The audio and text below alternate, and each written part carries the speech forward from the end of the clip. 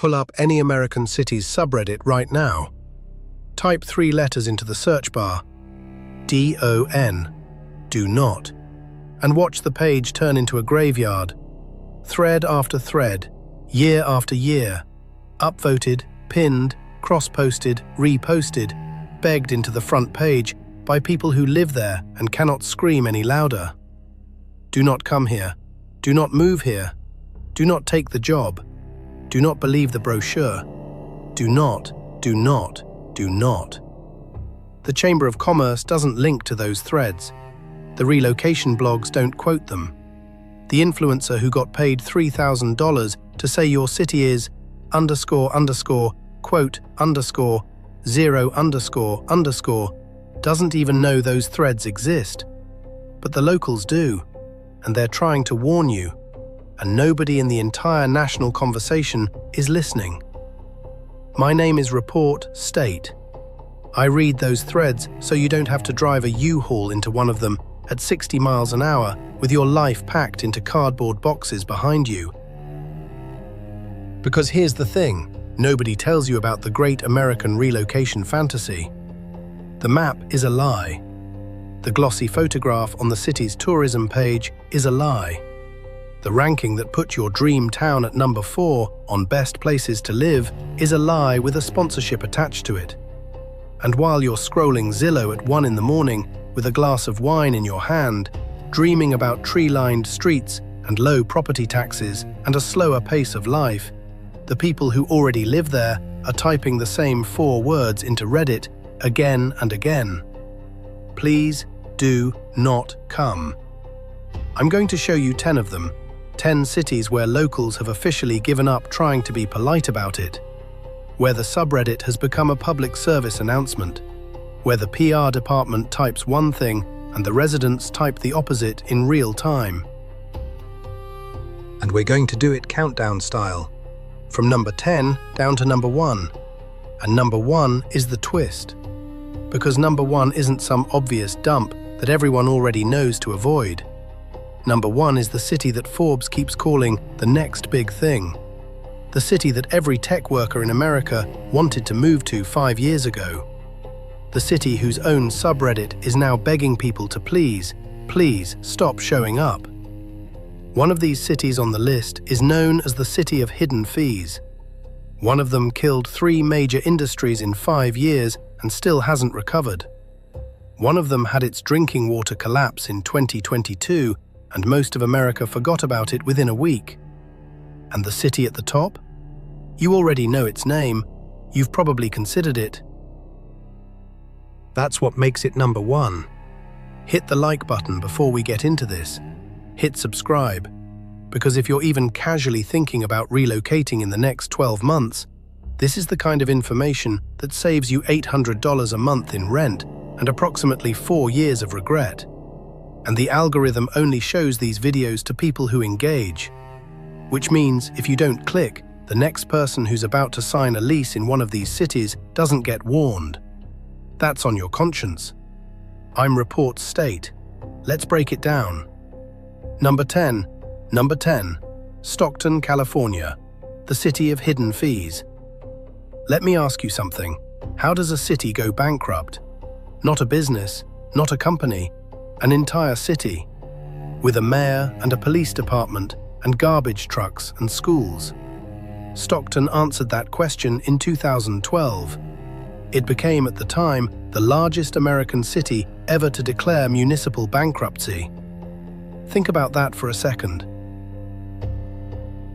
A city of 300,000 people went broke. And here's what nobody tells you about a bankrupt city. The bankruptcy ends on paper. The consequences never do. Median home price in Stockton right now sits around $400,000. Sounds cheap for California, right? That's the hook. That's the honey trap. The property taxes crawl. The utility fees crawl.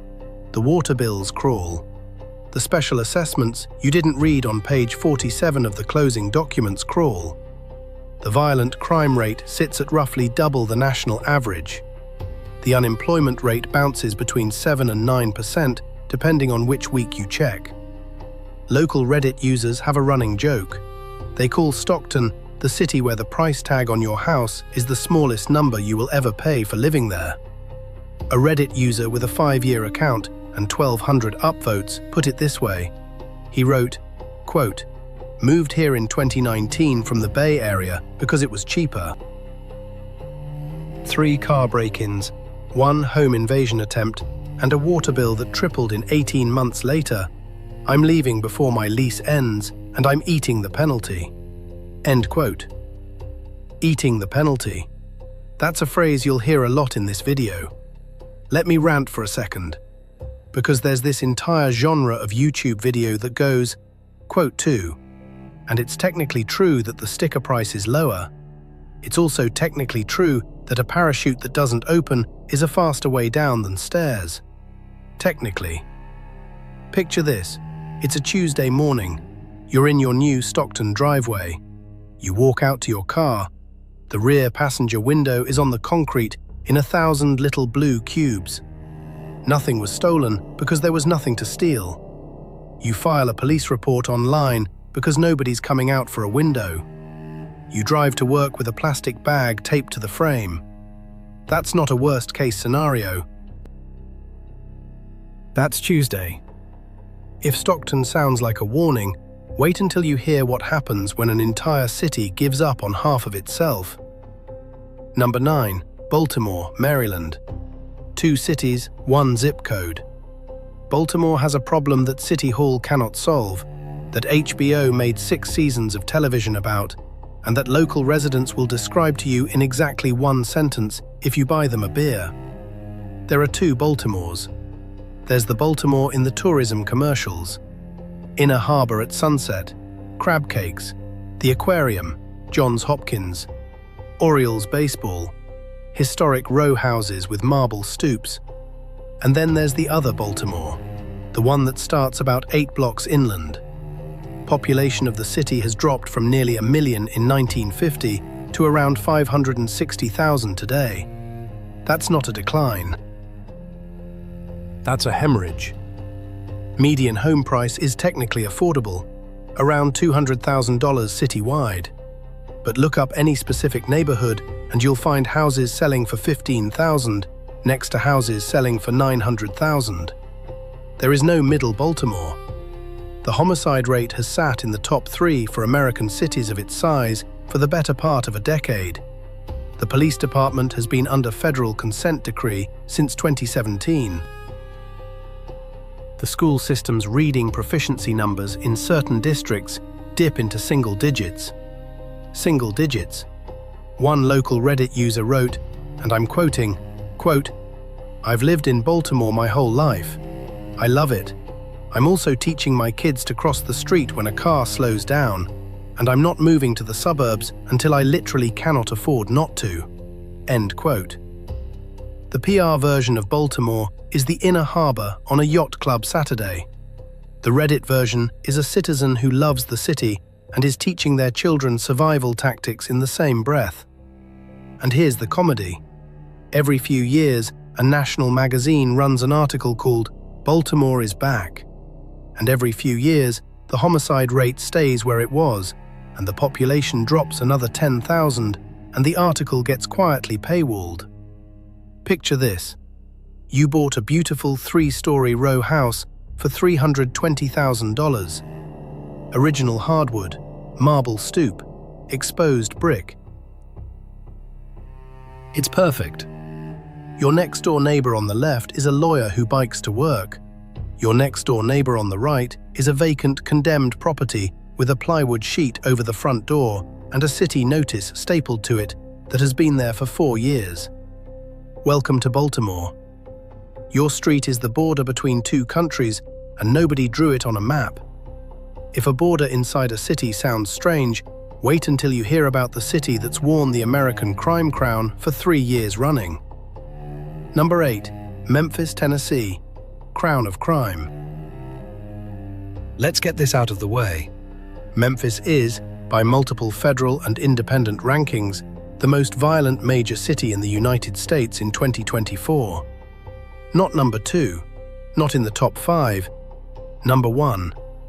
Violent crime rate roughly 4 times the national average. Murder rate per capita sitting at levels that put it above countries currently engaged in active conflicts. I am not being dramatic, that is the statistic. Median home price is around $150,000. That is, in the year 2024, absurdly cheap. There's a reason. The reason is in the homicide rate. Insurance premiums in Memphis are among the highest in the country.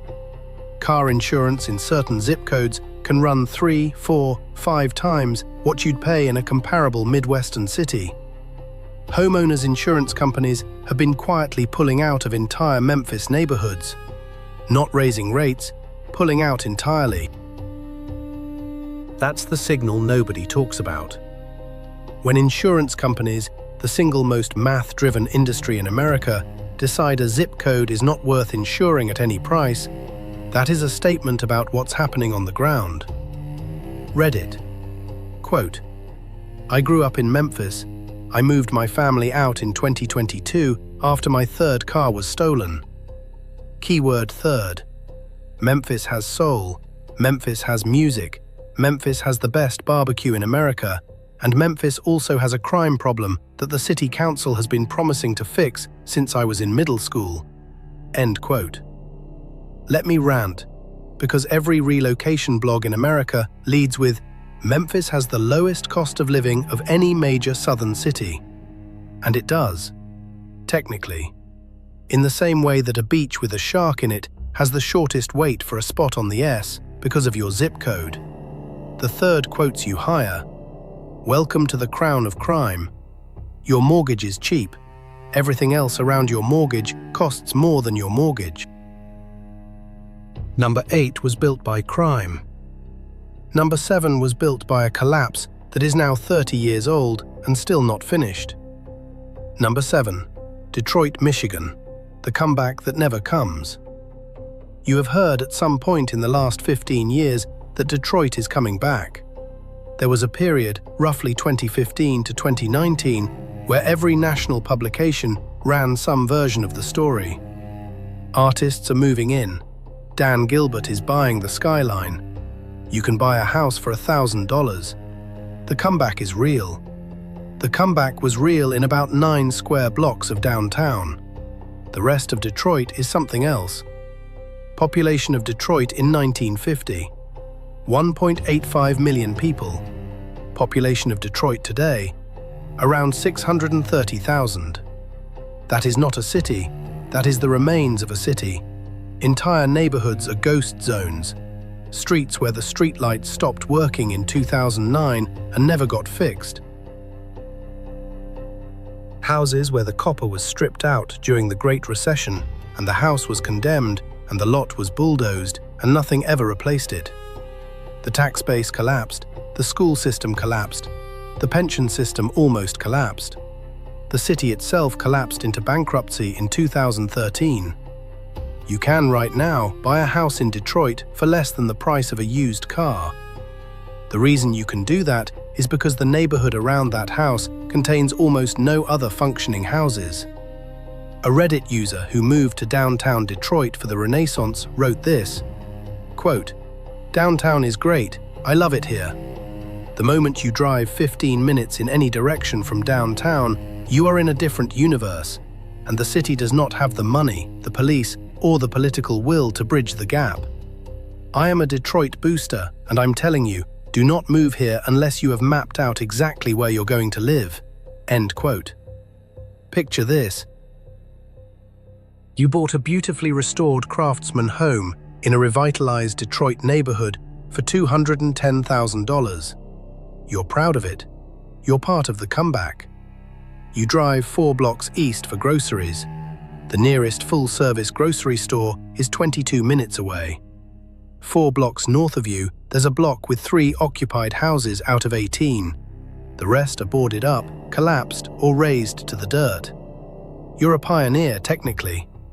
You're also a pioneer in the middle of a mostly empty map. That's Detroit. Number 7 is a ghost. Number 6 is just gray. Number 6, Cleveland, Ohio. Gray skies, grayer wallets. Cleveland is not as dangerous as Memphis. Cleveland is not as bankrupt as Stockton. Cleveland is not as divided as Baltimore. Cleveland's problem is more subtle.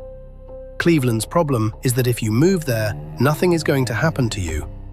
And also nothing is going to happen to you. And also nothing is going to happen to you. For years. Population of Cleveland peaked at about 900,000 in 1950. It sits at around 360,000 today. The city has lost more than half its population and never figured out how to stop bleeding. Median household income hovers around $33,000 a year, which is roughly half the national median. Cleveland consistently ranks in the top 5 American cities for child poverty. Not for violent crime, not for bankruptcy, for child poverty. The weather in Cleveland, and I'm sorry to be the one to tell you this, is grey. Statistically grey. Cleveland is one of the 5 cloudiest cities in the continental United States.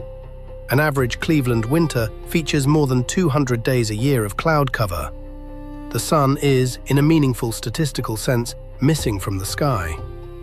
A Reddit user wrote, quote, "I moved here for a job in 2017. I am still here because the cost of moving is more than my savings. My co-workers have the exact same story. We are a city of hostages with a decent pierogi." End quote. Hostages with a decent pierogi. That is one of the greatest sentences ever written about an American city, and I refuse to improve on it. Let me rant, because the Cleveland relocation pitch, whenever it shows up on a podcast or in a magazine, always leads with the same 3 words: affordable, sports, food. And those 3 things are real. Cleveland does have affordable homes. Cleveland does have major league sports in 3 sports. Cleveland does have, genuinely, excellent food.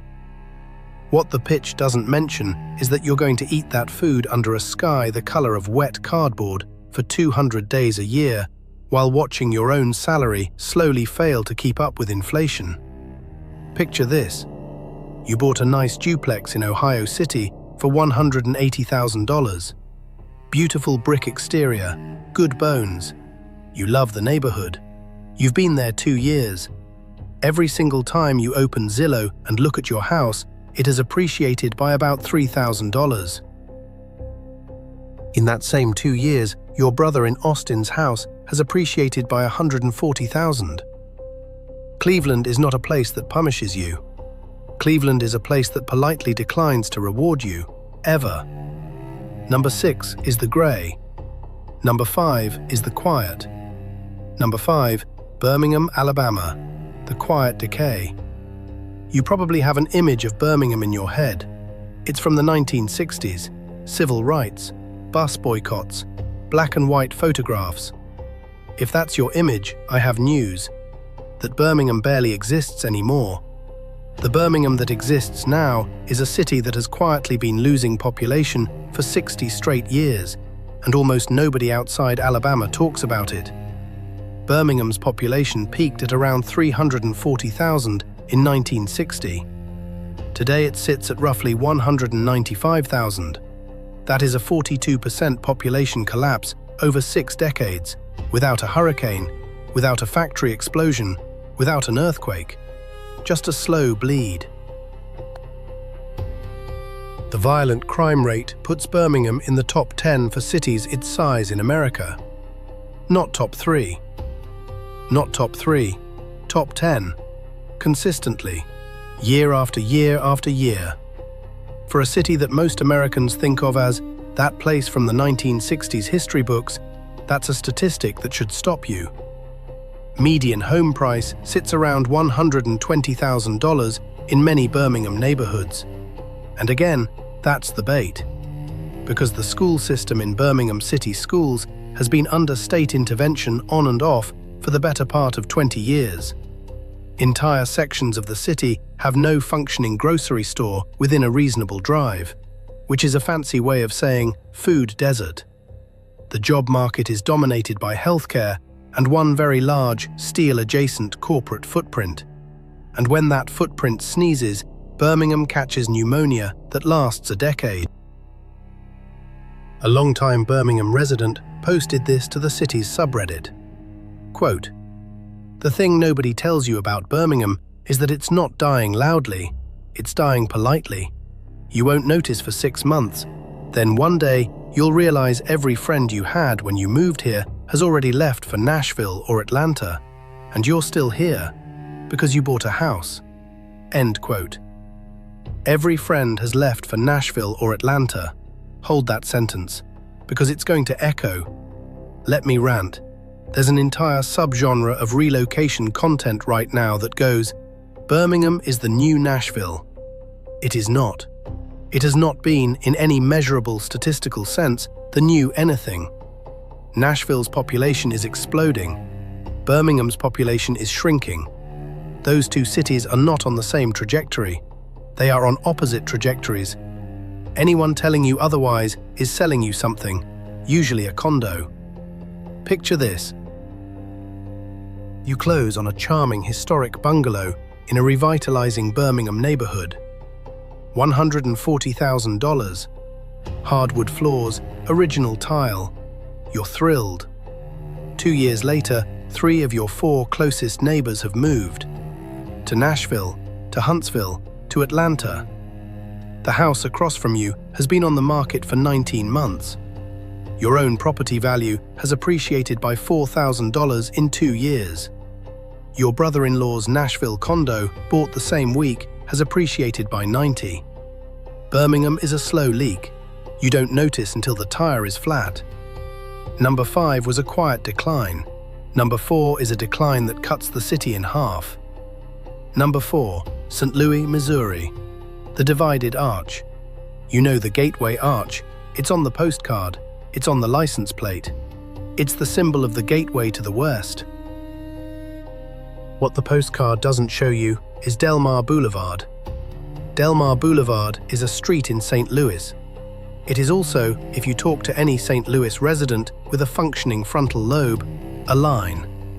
North of Delmar, the neighborhoods have median household incomes in the low 20s of thousands of dollars, majority black populations, public schools in distress, and violent crime rates that compete with Memphis and Baltimore.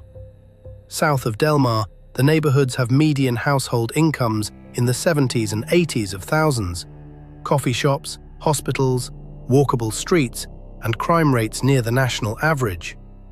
Same city, same tax base, same mayor, one street. Population of St. Louis peaked at 856,000 in 1950. Today it sits at around 280,000. That is, mathematically,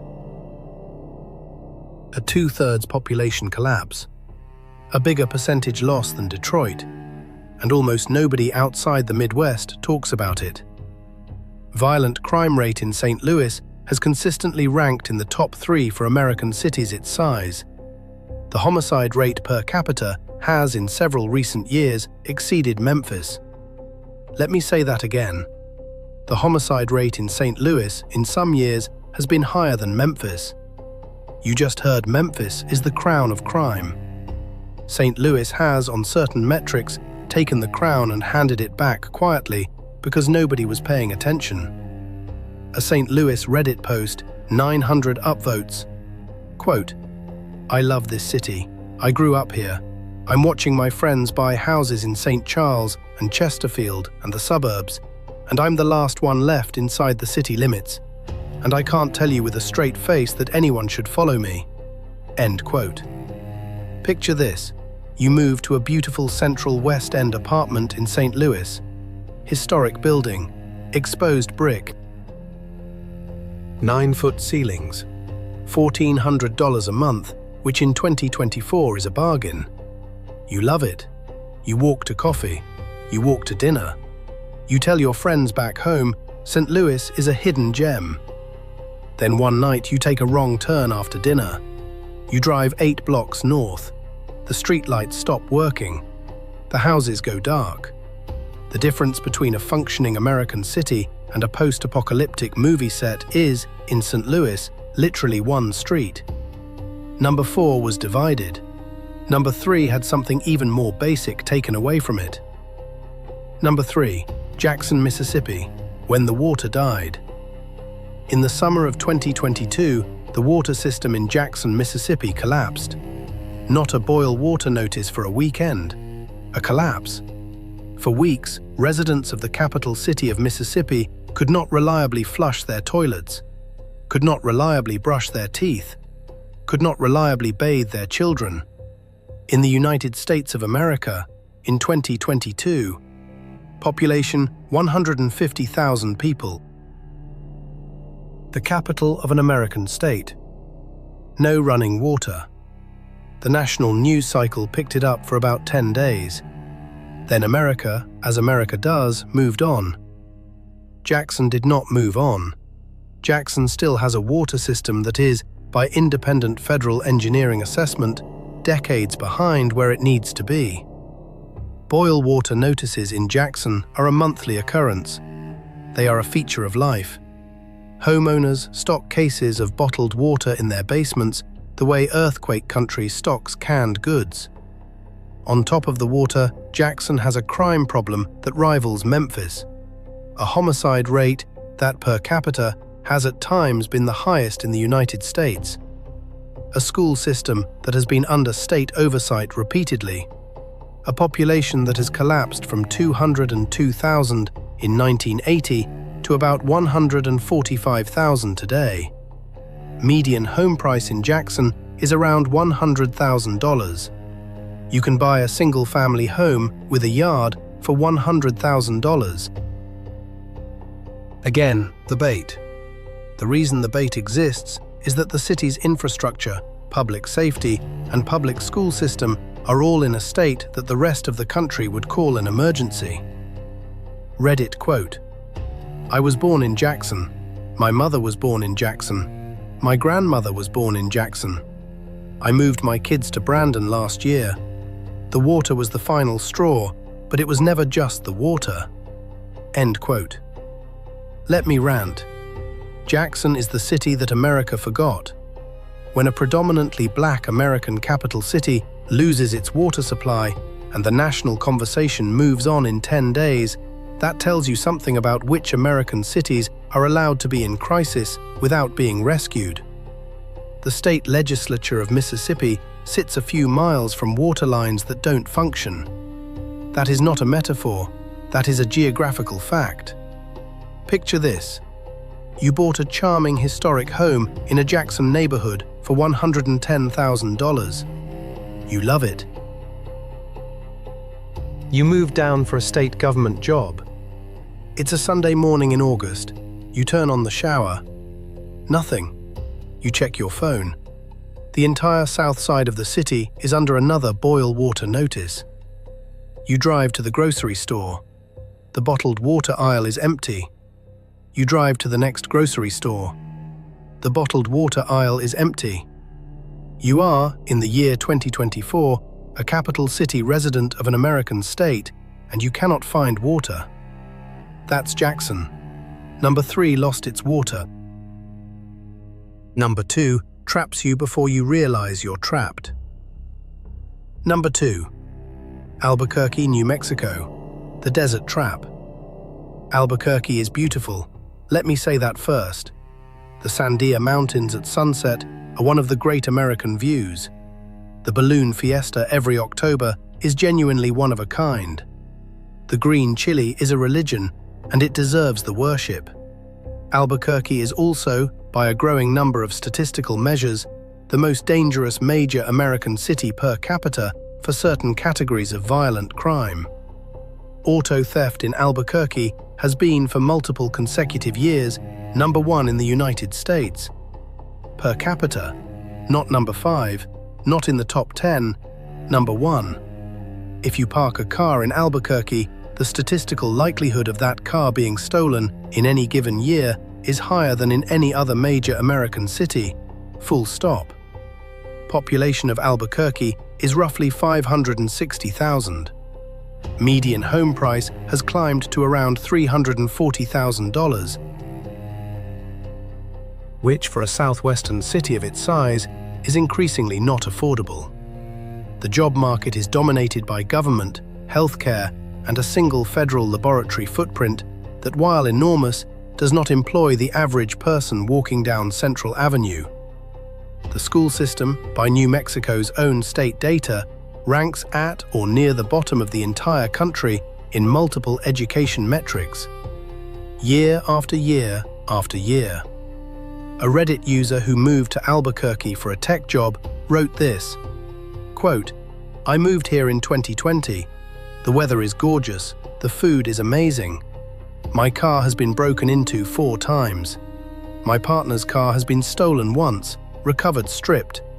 We are counting down the months on our lease." End quote. Here's the trap.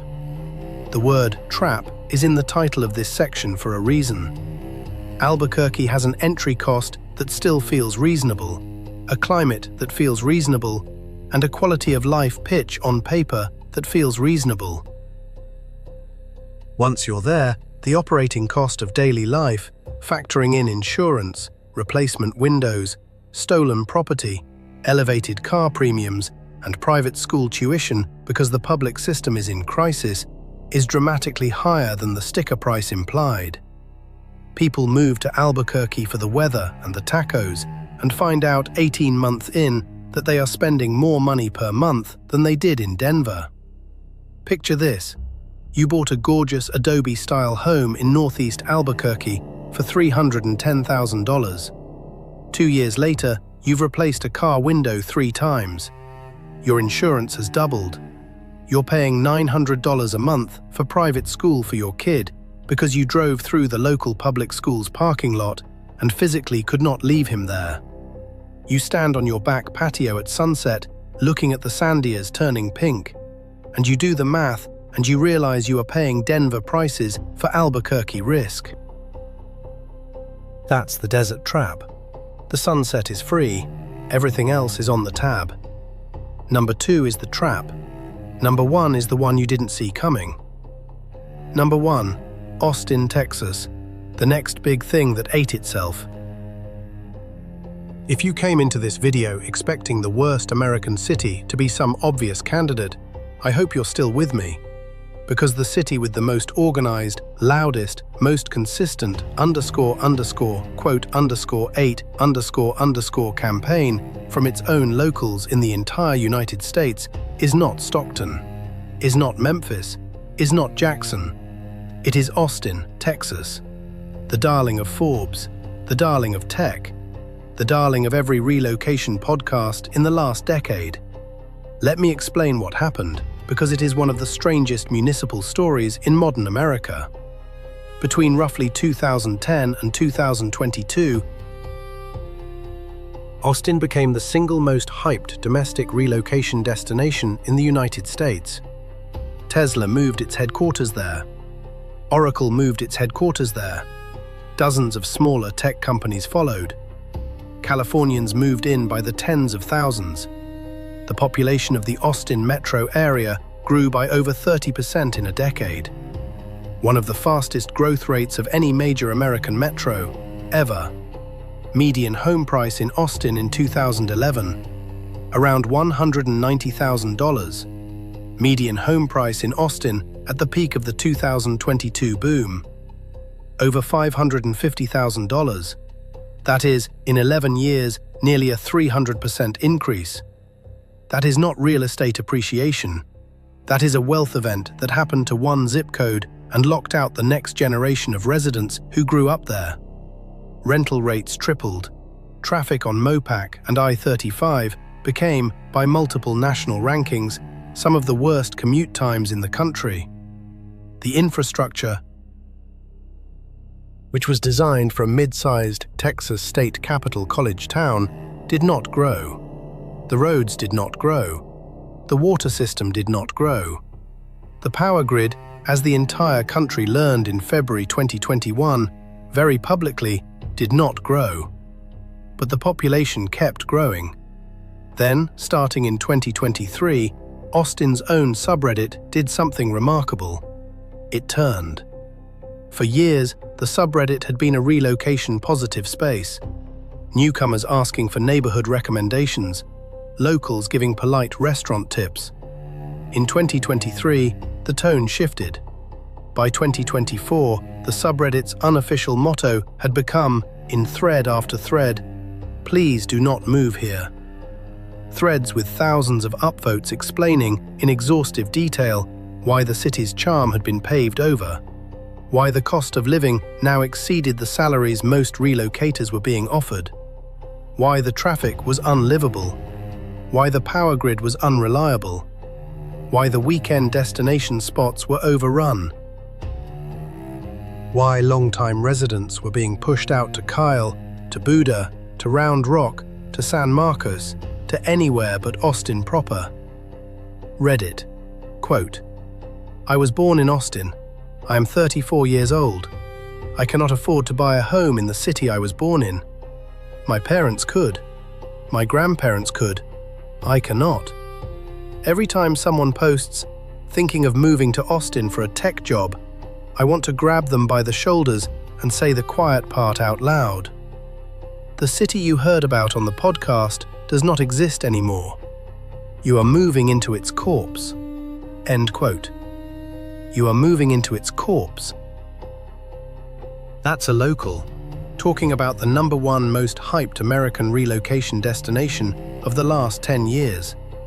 Let me rant, because this is the part that I find almost artistically perfect. Austin spent a decade marketing itself with the slogan, quote, 10. It was on every bumper sticker, every t-shirt, every coffee mug in every hotel gift shop. The slogan was a promise. Austin is quirky. Austin is independent. Austin is the Texas city that isn't like the other Texas cities. Austin is the counterculture capital of the South. That was the pitch.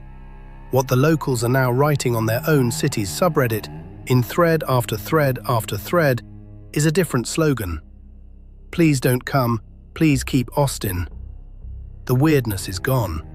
The music venues are closing. The food trucks are being replaced by chain restaurants. The affordable apartments are being replaced by luxury towers that sit half empty at Manhattan prices. The slogan that built the city has been eaten by the success the slogan created. Picture this. You just got a tech job offer in Austin. $180,000 a year. Your recruiter is thrilled for you. You're thrilled for you.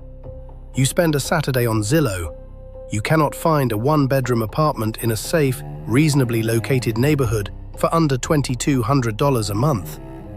You look at the home listings.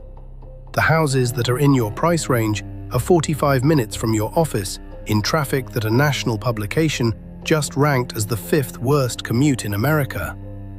You join the Austin subreddit to ask questions. The top pinned post is titled, in all caps, quote 11. It has 11,000 upvotes. The second post is about the power grid failing. The third post is a long, sad essay by a musician about the live music venue that closed this week. That's #1. Austin did not fail. Austin succeeded so aggressively that its own residents are running it is. Memphis, the crown of crime. Detroit, the comeback that never comes. Cleveland, the grey. Birmingham, the quiet decay. St. Louis, the divided arch. Jackson, the water that died. Albuquerque, the desert trap. And Austin, the city that ate itself. 10 zip codes, 10 local subreddits that have turned, in language no tourism board will ever reprint, into warning billboards. Remember the phrase I started with? That Reddit thread after Reddit thread is a graveyard of "do not come here" posts. Here's the thing nobody says out loud. For Austin, the subreddit isn't the graveyard anymore. The subreddit became the tombstone. The city whose slogan was "Keep Austin Weird" is now being memorialized by its own residents in real time on a public forum that anyone with an internet connection can read. And nobody in the moving truck booking, relocation podcast listening, Zillow scrolling public conversation is reading it. Or they are, and they're moving anyway, which is honestly worse. If this was useful, hit like, hit subscribe, Ring the bell if you're the kind of person who rings the bell. Because the next episode in this series is the other side of the coin, and it is a strange one. 10 American towns that feel like another country inside the United States. Towns where the language on the street isn't English. Towns where the food at the local diner isn't American. Towns where, if you dropped a visitor in blindfolded, they would genuinely not be able to tell you what country they were standing in. Some of them are the best-kept relocation secrets in the country. Some of them are warnings of a different kind. And one of them has a demographic story that will make you double-check your map. I'm Report State. I read the threads. I pack the bags. I tell you where not to go. Don't drive the moving truck without me.